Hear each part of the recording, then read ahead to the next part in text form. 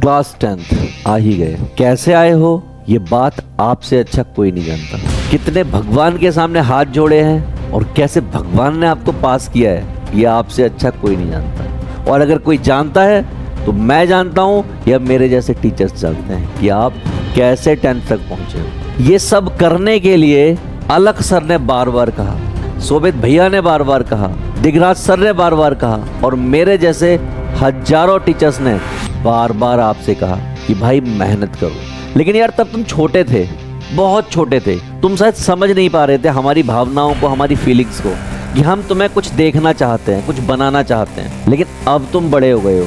आप हाइट में बड़े हो ना हो, उम्र में बड़े हो ना हो, लेकिन 10वीं क्लास में आने के बाद आपके कंधों पर जिम्मेदारी आ जाती है आपके सपनों की, आपके माँ बाप के सपनों की, आपके परिवार के सपनों की। और भाई वो सपने तो अपने को पूरा करने पड़ेंगे। मिडिल क्लास फैमिली से हैं हम लोग, हमारे लिए तो सब कुछ माँ बाप के सपने ही होते हैं क्योंकि वो हमारा भला चाहते हैं। तो मैं आज आपको वो सारी बातें बताऊंगा जो आपने 9th में गलत कर दी लेकिन 10th में गलत ना करो।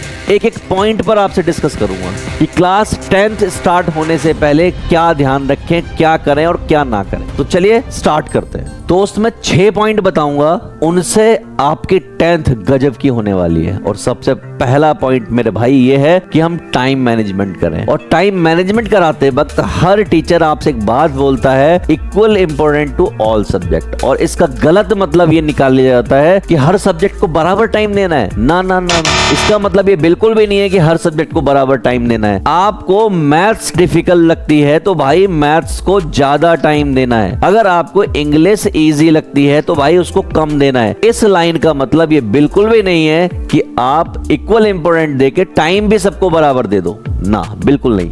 आपका जो सब्जेक्ट मजबूत है उसको कम टाइम देना है, जो सब्जेक्ट आपका कमजोर है उसको ज्यादा टाइम देना। भाई मेरी बहन, जब आप ये करके चलोगे पहले दिन से, गजब होगा। आपको कुछ दिनों में 15 से 20 दिनों में डिफरेंस फील होने लगेगा आपकी 9th की पढ़ाई में और आपकी 10th की प्रिपरेशन में। इसके साथ साथ जो अगला पॉइंट आपको याद रखना है वो एनसीईआरटी का रखना है। अक्सर इंस्टीट्यूट और कोचिंग इंस्टीट्यूट और बराबर में ट्यूशंस के चक्कर में लोग रिफ्रेशर खरीद लेते हैं, सिर्फ एनसीईआरटी नहीं खरीद। मेरे भाई एनसीईआरटी आपके लिए ग्रंथ की तरह है। कैसे है ये ग्रंथ? सबका अपना ग्रंथ होता है, वैसे ये पढ़ने का ग्रंथ है। आपको ये करना ही करना है। तो मैं बड़े आसानी से ये बात कह सकता हूँ कि सबसे जरूरी है, जब तक आप ये ना करें बाकी सारी चीजें तो बाद में होंगी, एनसीईआरटी सबसे पहले है। और अगर गलती से आपका प्लान फ्यूचर का है, नीट का है, जेई का है या किसी बड़े कॉम्पिटिटिव एग्जाम को क्रैक करने का है, तो आप कोई साथ में हेल्प बुक भी करके चलें। भाई हेल्प बुक भी उतनी जरूरी है। लेकिन सबसे पहले अगर कुछ आप करेंगे मेरे भाई तो इस ग्रंथ को करेंगे जो कि एनसीईआरटी के नाम से जाना जाता है। एनसीईआरटी का एक एक क्वेश्चन आपको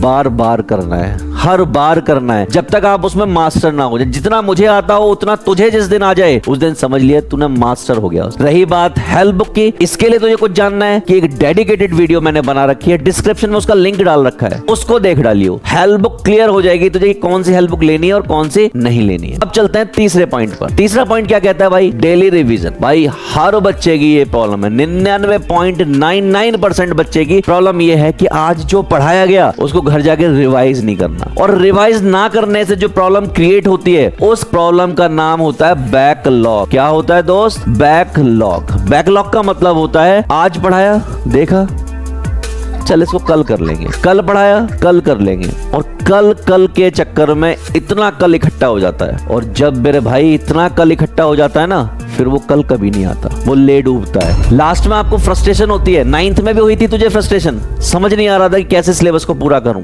लेकिन मेरे भाई ये गलती अब तो नहीं करनी। अभी करके आया है तू ये गलती, जस्ट अभी, तो ये गलती अब नहीं होने दूंगा तुझसे, किसी हालत में नहीं होने दूंगा। तो तुझे रिवीजन करना है। आज जो पढ़ाया, बिल्कुल आज जो कुछ भी पढ़ाया भाई घर जाके रिवीजन करना ही करना है।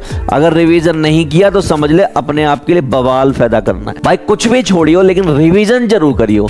और अगर तूने रिवीजन किया तो तुझे डिफरेंस फील होगा, तुझे खुद में ये फील होगा कि क्या गजब की चीज है। मजा आएगा तुझे जब अगले दिन जाके तू फटाफट से जवाब देगा ना अपने ट्यूशन में, अपने कोचिंग में, अपने स्कूल में, तो तुझे खुद में कॉन्फिडेंस आएगा कि आज तेरे भाई ने कुछ फोड़ा है। जब आसपास में क्लास के बच्चे देख रहे होंगे ना, भाई आज इसको क्या हो गया, सब क्वेश्चन का आंसर दे रहा है, मजा इस चीज में है, ना कि मजा चुपचाप नीचे बैठे रहने में है। टीचर आपसे सवाल पूछ रहा है, आप अपना मुंह छुपा रहे हो, आपसे ना पूछ ले, भाई उसमें मजा नहीं है। मजा है कि आप हाथ उठा के कहो कि हाँ सर मैडम मैं बताऊंगा इस, और वो सब कब होगा, जब आप रिवीजन करेंगे। समझ गए ना बात को? और मुझे मालूम है तो मेरी बात जरूर मानेगा। चलते हैं चौथे पॉइंट। चौथा पॉइंट देख, टेस्ट। भाई साहब गजब की चीज होती है, ना तुम्हें देना पसंद ना मुझे देना पसंद, ना टीचर्स को लेना पसंद, सिर्फ स्कूल के टीचर्स को लेना पसंद होता है। क्लास में जैसे टीचर आएगा या बता देगा सर आपने टेस्ट के लिए बोला था, तुम्हारी आत्मा सूख जाती है। अब भाई ये चश्मिश ने क्यों बता दिया कि टेस्ट लेना को कहा था सर, लेकिन भाई वो तो बता देगी, चश्मिश मॉनिटर है क्लास की, लेकिन तुझे तो झेलना पड़ेगा भाई। लेकिन तू ऐसा क्यों नहीं करता कि तू कॉन्फिडेंस के साथ टेस्ट दे पाए? क्योंकि तूने पिछला वाला पॉइंट नहीं किया था, रिविजन नहीं किया था तूने। रिविजन किया होता तो तू टेस्ट देता। तो अगर रिविजन देख करके आएगा ना तो टेस्ट भी देगा, सबसे आगे खड़े होके देगा तू टेस्ट। तो भाई ये शुरुआत है अपनी आरी तेज करने की। क्या बोल रहा हूं उसको? आरी तेज करने की। भाई पेड़ काटने से पहले आरी को तेज किया जाता, ना कि पेड़ के साथ जुट जाओ, नहीं। आरी को जितना ज्यादा शार्प कर लोगे उतना तगड़ा आप जाके पेड़ को काट डालोगे फटाफट से। और ये जो रिवीजन थी बिल्कुल वैसे ही थी, जितनी ज्यादा रिवीजन कर लोगे टेस्ट को उतना ज्यादा फोड़ोगे, और टेस्ट को फोड़ोगे यहां पर आपके मार्क्स आएंगे भाई। टेस्ट में जब आपके मार्क्स आएंगे आपका कॉन्फिडेंस बिल्ड होगा, कॉन्फिडेंस बिल्ड होगा तो एग्जाम फोड़ के आओगे भाई, एग्जाम फोड़ कर आओगे। क्लास में वैल्यू होगी, इज्जत होगी, रेपुटेशन होगी, सबको पहले से पता होगा ये बच्चा टॉपर बनने वाला है। टीचर्स के सामने रेस्पेक्ट होगी। गेम के पीरियड में भी चले जाओगे ना, 1 घंटा एक्स्ट्रा भी खेल के आ जाओगे, मैथ्स वाले सर ये नहीं कहेंगे क्यों खेल के आया, उनको पता होगा भाई कुछ भी पूछूं अभी आंसर करता है। इंग्लिश वाली मैडम कुछ नहीं बोलेंगी, तो आइयो क्लास में मत आइयो, क्योंकि तुझे आता होगा। और आएगा कैसे? रिवीजन करने से, टेस्ट करने से। टेस्ट में ये गलती बिल्कुल भी नहीं करनी जो आप हमेशा करते आए होगी, टेस्ट ना देना मेरे भाई। टेस्ट तो तुझे देना पड़ेगा इस साल, तेरा भाई इसमें साथ है तेरे। कहीं कोई दिक्कत आए तो मुझे कमेंट करियो, मैं तेरी हेल्प करूंगा, हर तरीके से हेल्प करूंगा।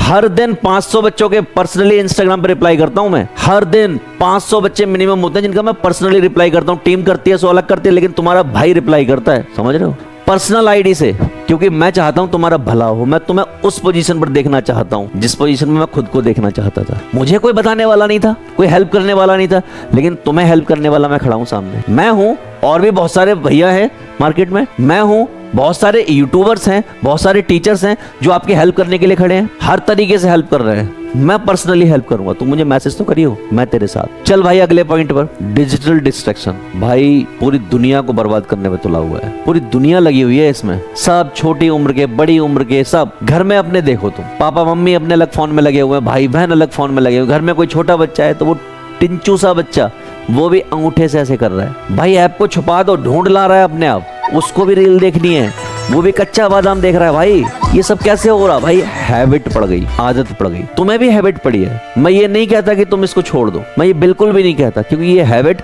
नहीं बदल सकती, ये समय की डिमांड है, यही होगा। You can hate it, you can like it, but you can't ignore it. आपको यूज करना ही पड़ेगा। ये वीडियो तुम कहां देख रहे हो? सोशल मीडिया पर देख रहे हो यार, तो आप इग्नोर तो नहीं कर सकते किसी भी हालत में, लेकिन क्या ठीक कर सकते हो? आपको कंट्रोवर्सी में इंटरेस्ट है। कंट्रोवर्सी क्या है?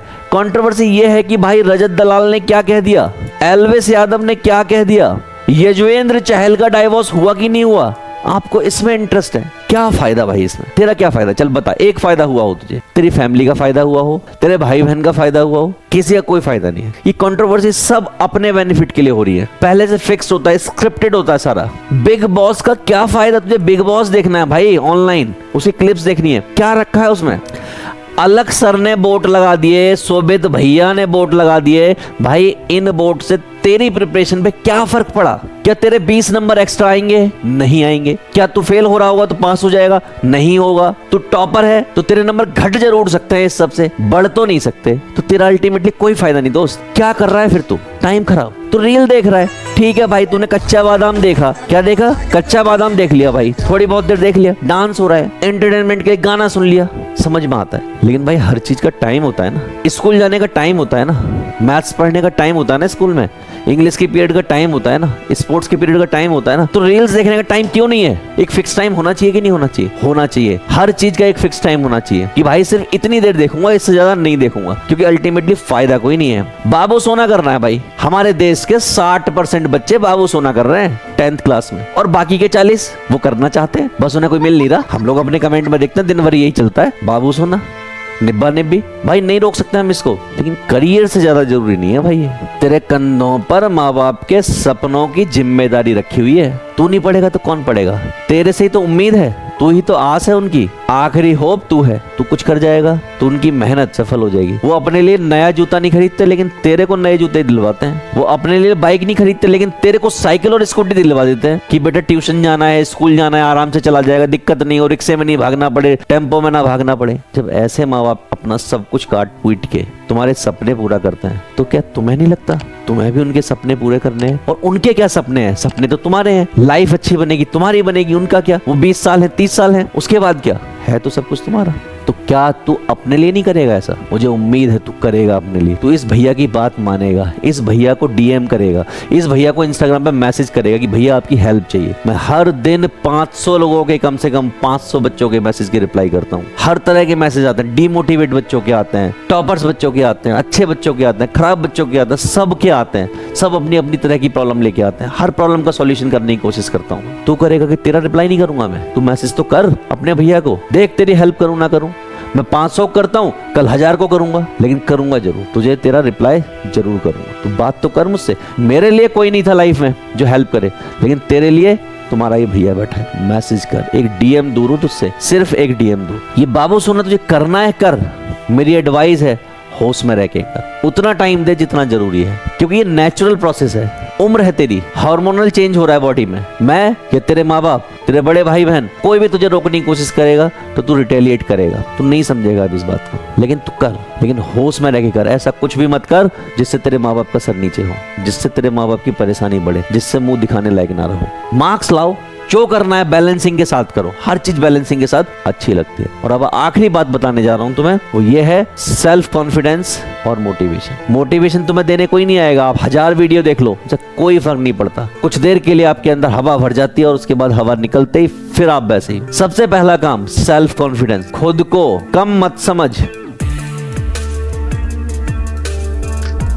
क्योंकि तेरे पास भी वही ब्रेन है। अगर तेरे पास आंखें थी जिनसे तू ऐसे देख रहा था, तेरे पास पैर थे जिनसे तू चल के किसी के पीछे चला गया था, तो तेरे पास दिमाग भी वही वाला है। तो उसका इस्तेमाल करेगा तो डेफिनेटली कुछ होगा। खुद को कम मत समझ, समझ कि हाँ तू भी कर सकता है। अगर ये टॉपर बन सकता है या ये टॉपर बन सकती है, तो मैं टॉपर क्यों नहीं बन सकती? ये तेरे दिमाग में हमेशा रहना चाहिए। और उसके लिए तुझे रिवीजन, टेस्ट, ये सब करना पड़ेगा। पहला पॉइंट मैं तुझे बता रहा हूं, खुद को कम मत समझ। और दूसरा पॉइंट और आखिरी पॉइंट मैं तुझे बता रहा हूं, अपने पेरेंट्स से बात कर, डेली बात कर। तेरे पेरेंट हैं, भाई हैं, बहन है, जो कोई भी है घर में, उनसे बात कर, डेली बात कर, उनके साथ टाइम स्पेंड कर। आधा घंटा उन्हें दे, उनको बता कि आज क्लास में राहुल ने क्या कहा, उनको बता आज क्लास में अंजलि ने क्या कहा, तूने क्या कहा, उसको टीचर ने तुझसे क्या कहा, क्या रिवीजन करने को कहा। ये सब बातें जब तू बताएगा तो उनके सपनों का बोझ जो तेरे कंधों पर रखा हुआ है वो तुझे हल्का लगने लगेगा। तुझे बोझ जैसी फील आनी बंद हो जाएगी। वो तेरे साथ खड़े होंगे। तुझे ऐसा फील आएगा कि वो तेरे को साथ पकड़ के ले जा रहे हैं, तेरा हाथ पकड़ के तेरे टारगेट की तरफ ले जा रहे हैं, तुझे अचीव कराना चाहते हैं। वो तुझे खुद में ये फील आएगी। करके तो देख, बहुत अच्छे लोग होते हैं घर वाले भी। कभी ऐसी फील नहीं आती ना, लगता कितने खराब है ये। तू बात करके देख, तुझे मजा आएगा। तुझे लगेगा अरे यार ये मेरे ही माँ बाप हैं, मेरे भाई बहन है, जो मुझसे 10 रुपए लेने के लिए लड़ते हैं, मेरी छोटी बहन, मेरा बड़ा भाई। तुझे फील आएगा बहुत अच्छे लोग हैं वो। बस मेरे कहने से बात करके देख भाई, तुझे वो एहसास होगा तो तूने कभी फील नहीं किया। बस शुरुआत कर। शुरू में थोड़ा तुझे डिफिकल्ट लगेगा बात करना, लेकिन धीरे धीरे तुझे फील आएगी कि हाँ तेरे ऊपर कोई बोझ नहीं है, बल्कि तेरे 2 कंधे हैं और उन लोगों के कंधे भी उस बोझ को, तेरे टारगेट को अचीव कराने के लिए ले जा रहे हैं। बस इतना करना है मेरे भाई, तुझे कर जाएगा। और तू इस बार फोड़ेगा, तू जम के फोड़ेगा। तू इस बार 10th फोड़ेगा, तेरा नाम टॉपर्स की लिस्ट में होगा। ये वादा है तुझसे। कोई भी दिक्कत परेशानी हो तो तू मुझे डीएम कर, मैं तेरे साथ खड़ा हूं। और इस वादे को पूरा करने के लिए मैं हर जोर कोशिश करूंगा, हर टाइम कोशिश करूंगा। रात के 12 बज रहे हो, 2 बज रहे हो, 3 बज रहे हो, लेकिन तुम्हारा भाई तुम्हारे साथ खड़ा खड़ा हो। मैं मिलता हूं तुम्हें नेक्स्ट वीडियो में या तुम्हारे डीएम में। All the best. फोड़ क्या।